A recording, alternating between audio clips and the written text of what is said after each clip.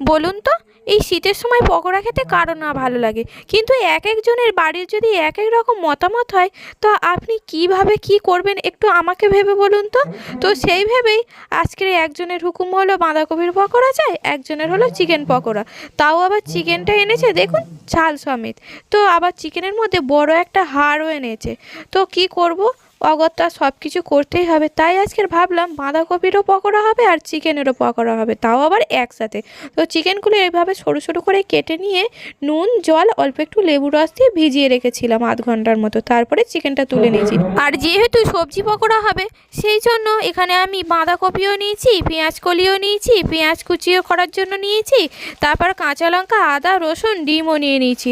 তো আর কি কি সবজি দিয়ে করা যায় আপনারাও কিন্তু কমেন্ট করে বলবেন, আমাদের বাড়ির লোকের মতো আমিও সেইভাবেই বানিয়ে দেব। তো এখানে আমি পেঁয়াজটা ছাড়িয়ে নিয়ে তারপর আদা রসুন কাঁচা লঙ্কাটা ভালো করে ধুয়ে নিয়ে তারপরে আদা রসুন কাঁচা লঙ্কার একটা পেস্ট বানিয়ে নিয়েছি। আর এদিকে আমি ধনেপাতা দিয়ে আর পেঁয়াজ কুচি দিয়ে আবারও একটা মিক্সির মধ্যে পেস্ট বানিয়ে নিয়েছি।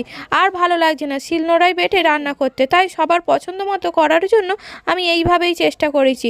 আজকের বানিয়ে নেব কিন্তু বাঁধাকপি দিয়ে মাংসের পকোড়া। তো এখানে মাংসের মধ্যে আমি দিয়ে দিয়েছি আদা রসুন কাঁচা লঙ্কা বাটাটা, আর সাথে কিন্তু পেঁয়াজ আর ধনেপাতা বাটাটাও একসাথে দিয়ে দিয়েছি। তারপরে এখানে দিয়ে দিয়েছি আমি 1.5 চামচ পরিমাণে নুন দিয়ে এবার ভালো করে মাংসটা মাখিয়ে আবারও আমি আধ ঘন্টা রেখে দেবো, যাতে মাংসর পকোড়ার টেস্টটা আরও সুন্দর হয়। আর কিছু চেঁচামেচি শুনতে পাচ্ছেন, আমাদের এখানে খেলা হচ্ছে, সেই খেলারই আওয়াজটা আসছে। তো বন্ধুরা আধ ঘন্টা পরে এবার এর মধ্যে আমি দিয়ে দিলাম কিছুটা কাশ্মীরি লঙ্কার গুঁড়ো আর দিয়ে দিলাম হলুদ গুঁড়ো, তারপরে দিয়ে দিলাম কিছুটা পরিমাণে বেসন, তার চেয়েও বেশি দিলাম আমি এখানে অ্যারারুট। বাড়িতে কর্নফ্লাওয়ারও ছিল না, তাই অ্যারারুট দিয়েই চালিয়ে নিলাম। অ্যারারুট দিয়েও আপনারা বানিয়ে দেখবেন, খেতে কিন্তু অসাধারণ লাগে। আর এদিকে বাঁধাকপি পেঁয়াজ কলিটাও কুচি কুচি করে কেটে নিয়েছিলাম, তো সেটাও দিয়ে দিলাম। লাস্টে ডিম দিয়ে দিলাম, দিয়ে সমস্ত কিছু ভালো করে রেগে গিয়ে একদম যার যার ওপর রাখছিল তার তার কথা ভেবে ভালো করে আমি এখানে মেখে নিচ্ছি চেপে চেপে। তারপরে ভাজার জন্য এদিকে কড়াইতে সাদা তেল গরম করে নিয়েছি। তো তেলটা খুব বেশি গরম হলে কিন্তু হবে না, মিডিয়াম গরম হলেই এবার তার মধ্যে এইভাবে পকোড়াগুলো ছেড়ে দিচ্ছি। হয়ে গেল বাঁধাকপিরও পকোড়া আবার চিকেনেরও পকোড়া। কারোর মনে কোনো দুঃখ রইল না, তাহলে বাঁধাকপি চিকেনের পকোড়া এক পিঠ করে ভাজা হয়ে গেছে, তাই অপর পিঠটা উল্টে দিচ্ছি। দু পিঠই লাল লাল করে ভালো করে ভেজে তুলে নিলেই হয়ে যাবে।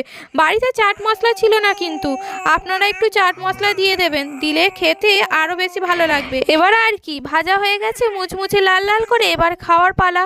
আমি কিন্তু এখানে বাবা খেয়ে নিই, না হলে আর পাবো না, যেহেতু সবার পছন্দেরই হয়ে গেছে বাঁধাকপির পকোড়া আবার চিকেন পকোড়া। রেসিপিটি যদি ভালো লাগে তাহলে লাইক শেয়ার কমেন্ট করবেন, আর চ্যানেলে নতুন হলে চ্যানেলটি সাবস্ক্রাইব করে পাশে থাকার অনুরোধ রইল। আর দেখুন ভেতরটাও কিন্তু কত সুন্দর হয়েছে, মাংসটাও ভালোভাবে সেদ্ধ হয়ে গেছে আর মুচমুচেও কিন্তু খেতেও হয়েছিল। আপনারাও এইভাবে একবার বানিয়ে দেখবেন।